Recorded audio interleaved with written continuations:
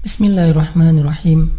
Assalamualaikum warahmatullahi wabarakatuh. Allah subhanahu wa ta'ala berfirman, A'udzu billahi minasyaitonir rajim. Bismillahirrahmanirrahim. Ya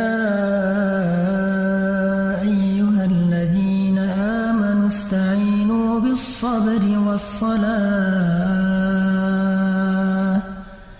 Innallaha ma'as-sabirin. Innallaha ma'as-sabirin. Wahai orang-orang yang beriman, mintalah pertolongan dengan sabar dan sholat. Sesungguhnya Allah bersama dengan orang-orang yang sabar. Kita sering mendengar ayat ini disampaikan oleh para ulama, para da'i, para ustadz, tentang bahwa salah satu di antara cara menjemput pertolongan Allah subhanahu wa ta'ala itu adalah dengan melakukan ibadah sholat. Pertanyaannya adalah, sholat yang seperti apakah yang bisa menjemput pertolongan Allah dalam kehidupan kita pada saat kita sedang mengalami ujian yang berat?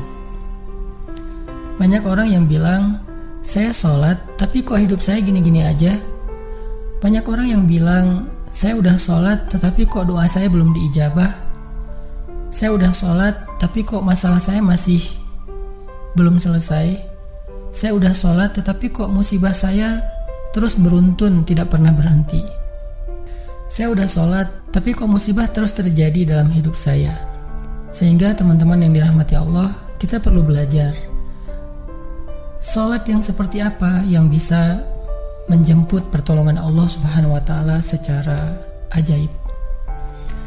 Mari kita renungkan sebuah kisah yang pernah disampaikan oleh sahabat Anas bin Malik radhiyallahu an, bahwa dahulu di masa Nabi ada seorang laki-laki di kota Madinah yang melakukan perjalanan antara Syam ke Madinah untuk berdagang. Di tengah perjalanan, laki-laki ini dirampok oleh para perampok.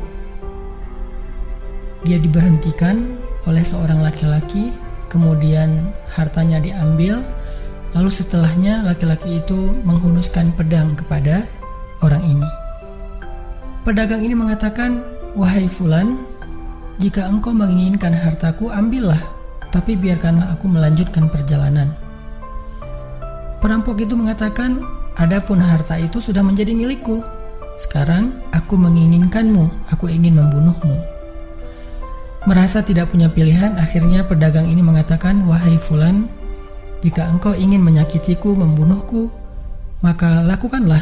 Tetapi sebelumnya berilah aku kesempatan untuk melaksanakan sholat 2 rakaat.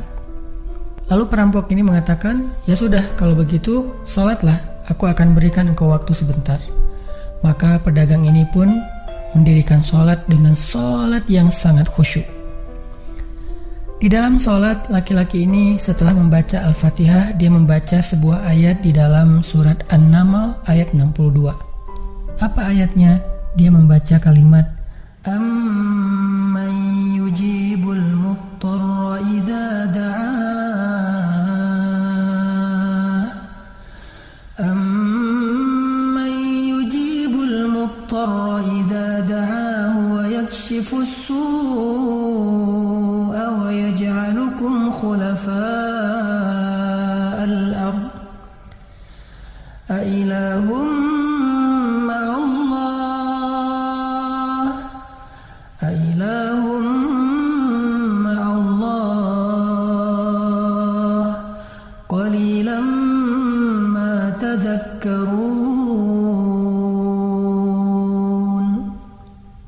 Bukankah dialah Allah yang memperkenankan doa orang yang dalam kesulitan apabila dia berdoa kepadanya, dan menghilangkan kesusahan dan menjadikan kalian sebagai khalifah di muka bumi? Apakah di samping Allah ada Tuhan lain yang patut disembah atau dimintai pertolongan? Sedikit sekali dari nikmat Allah yang kalian ingat. Shadaqallahul azim. Teman-teman yang dirahmati Allah Subhanahu wa taala, inilah ayat yang dibaca oleh pedagang tadi ketika dia sholat 2 rakaat. Dia membaca kalimat ini dengan penuh penghayatan dan perenungan. Dia mentadabburi ayat ini. Amma yujibul muttarra idza da'ah wa yakshifus su'. Bukankah dialah Allah yang memperkenankan doa orang-orang yang dalam kesulitan dan menghilangkan kesusahan? Dia menghayati ayat ini. Dia mentadabburi ayat ini. Sehingga muncullah rasa yakin di hatinya bahwa harapannya saat ini satu-satunya adalah Allah yang yujibul muttar. Dia dalam kondisi muttar, dalam kondisi kesulitan, dalam kondisi terancam. Muttar itu bisa bermakna terancam, kesulitan, kesusahan, dan berbagai macam makna dari ketidakberdayaan. Siapa yang yujibul muttar? Siapa yang akan memperkenankan doa orang yang tidak berdaya selain Allah? Wa yakshifus su', dan menghilangkan kesusahannya selain Allah. Maka mulai muncullah rasa yakin di dalam hati laki-laki ini setelah membaca ayat tersebut. Setelah selesai dia lakukan sholat, kemudian dia mengangkat kedua tangannya. Dia berdoa kepada Allah dengan menyebut nama-nama Allah yang mulia. Ya Rabbi, wahai Tuhan yang maha pengasih, wahai Tuhan yang maha penyayang, wahai Tuhan yang memiliki arsy yang mulia, wahai Tuhan yang menampakkan makhluk, wahai Tuhan yang maha mengembalikan, wahai Tuhan yang maha melaksanakan apa yang Dia kehendaki. Aku mohon dengan cahayamu yang memenuhi sudut-sudut arsy-Mu. Hamba mohon kepadamu dengan kekuasaanmu yang menguasai makhluk-Mu, dan dengan rahmat-Mu yang meliputi segala sesuatu. Tidak ada Tuhan yang berhak disembah selain Engkau, ya Allah. Wahai Tuhan yang maha penolong, tolonglah aku. Laki-laki ini berdoa meminta kepada Allah dengan menyebut kebesaran Allah di arsy, menyebut cahaya-cahaya yang dimiliki oleh Allah yang meliputi arsy-Nya yang mulia. Tiba-tiba setelah selesai berdoa, muncullah seorang laki-laki dengan pakaian hijau bercahaya. Dia mengendarai seekor kuda berwarna abu. Dia mengeluarkan pedang. Lalu perampok tadi mencoba untuk menyerang laki-laki berkuda itu. Tetapi laki-laki berkuda itu menendang dengan kudanya sehingga perampok ini terhempas, terjatuh. Kemudian laki-laki tersebut membunuh perampok itu seketika. Kemudian pedagang itu bertanya, "Siapakah Tuan?" Lalu penunggang kuda itu menjawab, "Ketahuilah, saya adalah malaikat yang turun dari langit ketiga. Ketika kamu berdoa kepada Allah kali yang pertama, kami para malaikat mendengar suara gemerincing dari pintu-pintu langit. Sehingga para malaikat bertanya-tanya, apa yang sedang terjadi? Tiba-tiba muncullah doamu yang kedua, hingga pintu-pintu langit terbuka dan nampaklah cahaya yang sangat benderang. Dan di doamu yang ketiga, datanglah malaikat Jibril kepada kami seraya berseru, siapakah di antara kalian wahai para malaikat yang mau menolong hamba Allah itu? Lalu aku memohon kepada Allah agar Ia mengizinkanku melaksanakan tugas ini. Wahai hamba Allah, ketahuilah, barang siapa yang berdoa dengan doa yang engkau baca tadi ketika dalam kesedihan, penderitaan, dan dalam keadaan sedang susah, maka Allah akan melepaskannya dari kesedihan dan akan menolongnya." Teman-teman yang dirahmati Allah Subhanahu wa taala, itulah salah satu kisah tentang keajaiban sholat seorang pedagang yang dengan sholat itu Allah Subhanahu wa taala mendatangkan pertolongan yang luar biasa dalam masalahnya.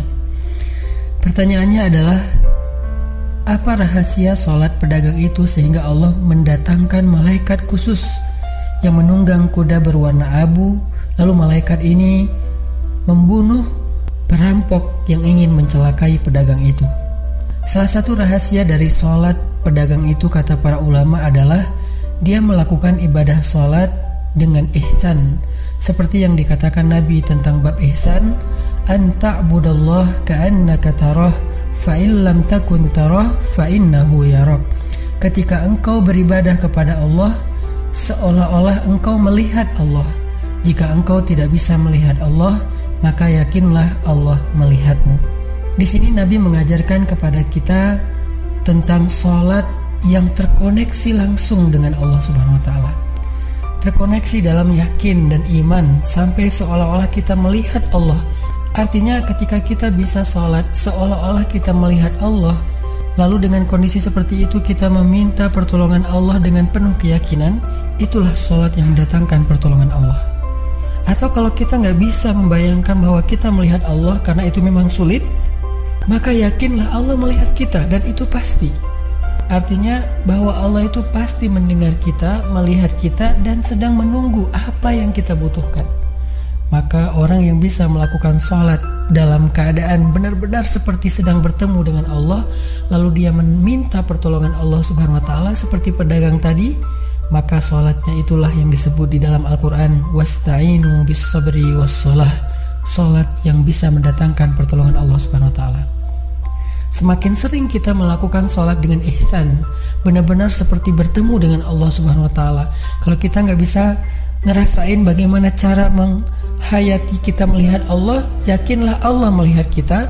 Dan kalau kita bisa mendawamkan ini dalam sholat 5 waktu dan dalam sholat-sholat sunnah kita yang lain, terutama sholat tahajud, maka insya Allah sholat kita sudah menjadi jalan